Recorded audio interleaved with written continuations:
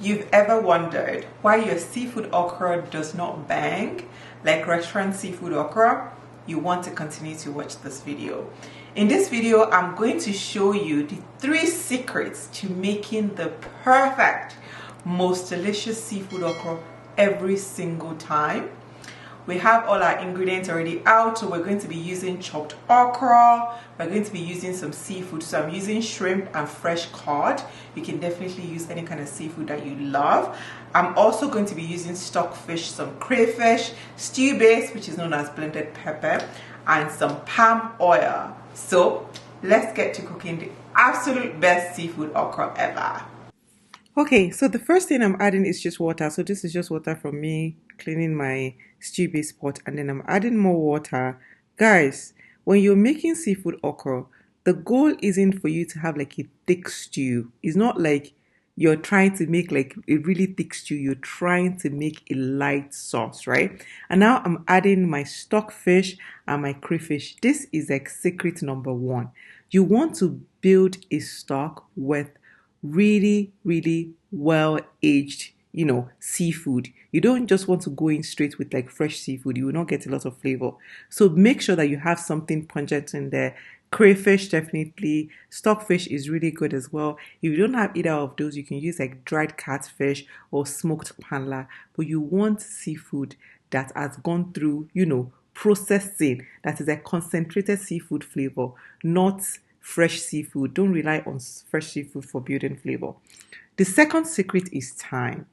Like with any other Nigerian, stew or sauce or whatever, you need time. You can't just make seafood okra in 15 minutes. You need time for that base to really stew and build flavor, because the okra is not going to provide you with any flavor. So make sure that you're actually cooking your base for like 20 to 30 minutes. You really simmer and get that really seafoody flavor from the base.